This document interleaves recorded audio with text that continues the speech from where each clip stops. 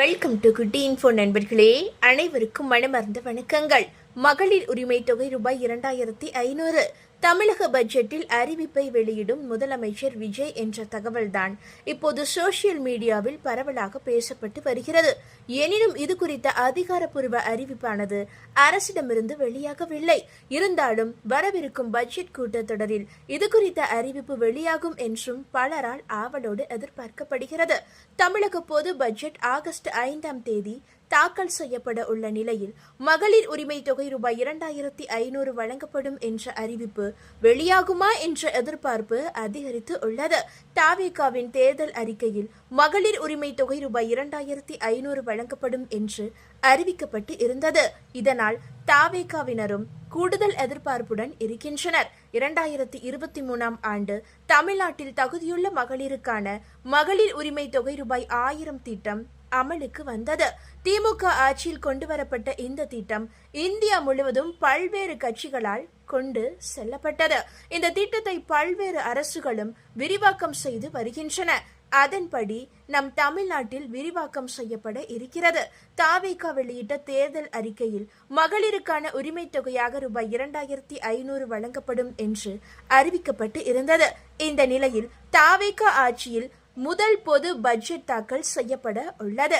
August 5ஆம் தேதி பொது பட்ஜெட் மற்றும் ஆகஸ்ட் 6ஆம் தேதி வேளாண் பட்ஜெட் தாக்கல் செய்யப்பட இருக்கிறது. இந்த அறிவிப்பை சபாநாயகர் JCD பிரபாகர் வெளியிட்டு உள்ளார். இதனால் தவிக அரசு சார்பாக தாக்கல் செய்யப்படும் முதல் பட்ஜெட்டில் என்னென்ன அறிவிப்புகள் வெளியாகும் என்ற எதிர்பார்ப்பு அதிகரித்து உள்ளது. குறிப்பாக மகளிர் உரிமை தொகை ரூபாய் 2500 உயர்த்தி வழங்கப்படும் என்ற அறிவிப்பை முதல் பட்ஜெட்டிலேயே முதல்வர் விஜய் வெளியிடுவார் என்று மகளிர் மத்தியில் நம்பிக்கை அதிகரித்து உள்ளது. அதேபோல தவிக தேர்தல் அறிக்கையில் சொல்லப்பட்ட குடும்பத்திற்கு 6 சிலிண்டர் திட்டம், உயர்கல்வி மாணவர்களுக்கான திட்டம் உள்ளிட்டவை குறித்த எதிர்பார்ப்பும் அதிகரித்து உள்ளது.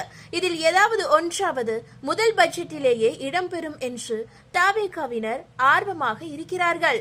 அதேபோல ஒருவேளை போதுமான நிதி இல்லை என்றால் கூட மகளிருக்கான இலவச பேருந்து திட்டம் குறித்த அறிவிப்பு வரும் என்று எதிர்பார்க்கப்படுகிறது. ஏற்கனவே மகளிருக்கான இலவச பேருந்து திட்டம் குறித்து போக்குவரத்து துறை அதிகாரிகளுடன் முதலமைச்சர் விஜய் ஆலோசனை நடத்தி இருந்தார். திமுக ஆட்சிக்கு வந்த பின் ஸ்டாலின் முதல் கையெழுத்தாக விடியல் பேருந்து திட்டத்தை செயல்படுத்தினார். அதே பாணியில் முதல் பட்ஜெட்டிலேயே இந்த திட்டத்தை விஜய் விரிவாக்கம் செய்வார் என்று எதிர்பார்க்கப்படுகிறது. இது தவிர ரேஷன் அட்டைதாரர்களுக்கு ஒரு அதிர்ச்சி தகவல் வெளியாகி உள்ளது. அதன்படி மொத்தமாக 97,000 ரேஷன் அட்டைகள் ரத்து செய்யப்பட்டு உள்ளதாம். மொத்தமாக 97,000 ரேஷன் அட்டைகள் ரத்து செய்யப்பட்டு உள்ளதாம். கார்டில் இருக்கும் பிழைகளை உடனே சரி செய்யுங்க. அதாவது ரேஷன் சேவைகளை எந்த தடையும் இன்றி தொடர்ந்து கிடைக்க EKYC மேற்கொள்ளுமாறு கேட்டுக்கொள்ளப்படுகிறது.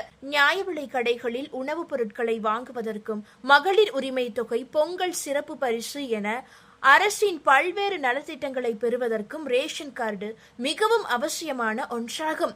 இந்த நிலையில் ரேஷன் கார்டு ரத்து செய்யப்படுவது மற்றும் EKYC நடைமுறைகள் குறித்து நாடாளுமன்றத்தில் மத்திய அரசு அதிகாரப்பூர்வ விளக்கத்தை அளித்துள்ளது. அதாவது மக்களவையில் கேட்கப்பட்ட கேள்விக்கு மத்திய நுகர்வோர் விவகாரங்கள், உணவு மற்றும் பொது விநியோகத்துறை இணை அமைச்சர் நிபுபன் ஜெயந்திபாய் பம்பானியா அளித்த எழுத்துப்பூர்வமான பதிலில் உள்ள முக்கிய விவரங்கள் என்னவென்றால், ஜூலை 2026 நிலவரப்படி இந்தியா முழுவதும் மொத்தம் சுமார் 20.57 கோடி ரேஷன் அட்டைகள் செயல்பாட்டில் உள்ளன.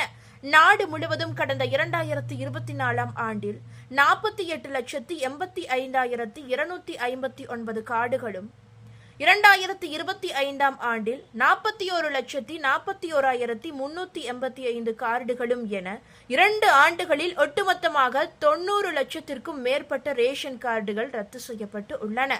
ஒப்பீட்டளவில் வட்ட மாநிலங்களில் அதிக எண்ணிக்கையிலான ரேஷன் அட்டைகள் ரத்து செய்யப்பட்டு உள்ளன.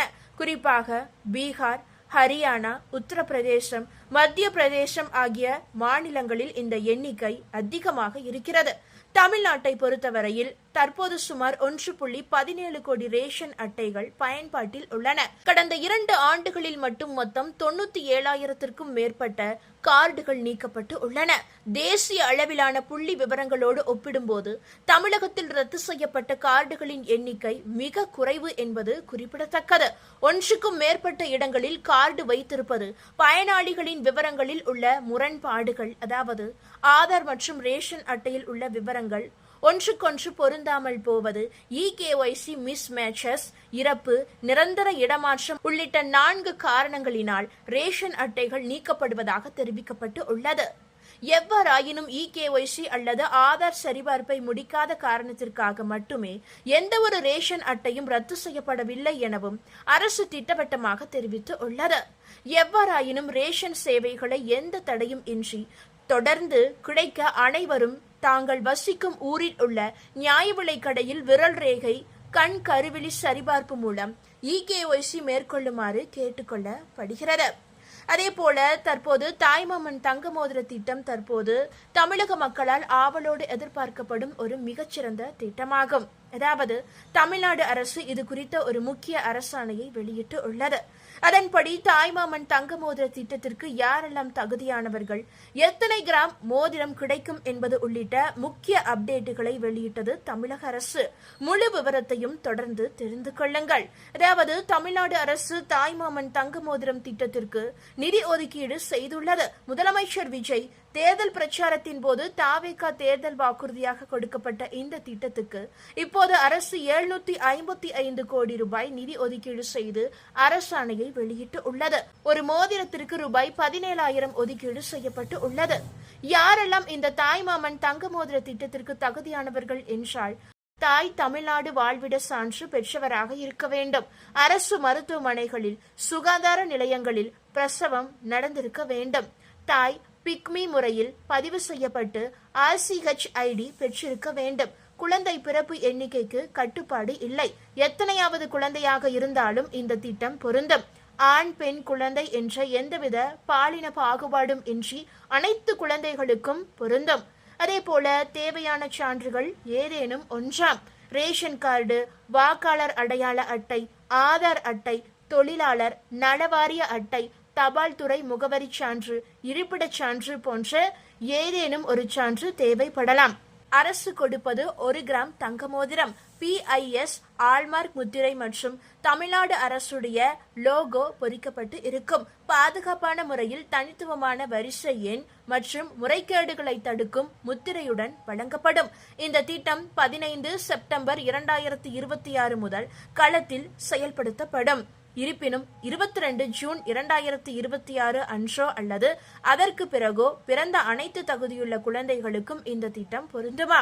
94 அதிக பிரசவங்கள் நடைபெறும் மையங்கள் முதன்மை விநியோக மையங்களாக செயல்படும். பாதுகாப்பு கருதி CCTV கண்காணிப்பு மற்றும் 24 மணி நேர பாதுகாப்புடன் மோதிரங்கள் வைக்கப்படுமாம். ஆள் மாறாட்டத்தை தடுக்க முக அங்கீகார அமைப்பு மற்றும் விழித்திரை ஸ்கேன் மூலம் தாய்மார்கள் சரிபார்க்கப்படுவார்கள். மாநிலத்தில் உள்ள 94 முக்கியமான CEM ONC மையங்கள் முதன்மை சேமிப்பு மண்டலங்களாக செயல்படும். இங்கு 24 மணி நேர CCTV கண்காணிப்பு மற்றும் மின்சார காப்புடன் பிரத்யேக லாக்கர்களில் மோதிரங்கள் பாதுகாப்பாக வைக்கப்படும். மீதமுள்ள 18% பிரசவங்கள் நடக்கும் சிறிய அரசு மருத்துவமனைகளுக்கு இந்த 94 மையங்களில் இருந்து மோதிரங்கள் விநியோகிக்கப்படும். மருத்துவமனைகளில் இருந்து டிஸ்சார்ஜ் ஆகும் போது தாய்மார்கள் அரசு வழங்கிய அடையாள அட்டைகளில் ஏதேனும் ஒன்றை சமர்ப்பிக்க வேண்டும். ஆள் மாறாட்டத்தையும் ஒரே நபர் மீண்டும் பயன்பெறுவதையும் தடுக்க முக அங்கீகார முறை மற்றும் விழித்திரை ஸ்கேன் பயன்படுத்தப்படும். தாயின் RCH ID மற்றும் ஆதாரை இணைத்து தகுதி உறுதி செய்யப்படும். டிஸ்சார்ஜ் செய்யப்படும் போதே மோதிரம் வழங்கப்பட்டு பிக்மி போர்ட்டலில் பயோமெட்ரிக் ஒப்புகை பெறப்பட்டு உடனுக்குடன் பதிவேற்றமும் செய்யப்படும். இந்த தகவல்கள் அனைத்தும் உங்களுக்கு பயனுள்ளதாக இருந்தால் மறக்காம இந்த வீடியோவை லைக் பண்ணி உங்களுடைய ஃப்ரெண்ட்ஸுக்கும் ஃபேமிலிக்கும் இப்பவே ஷேர் பண்ணி விட்டுருங்க.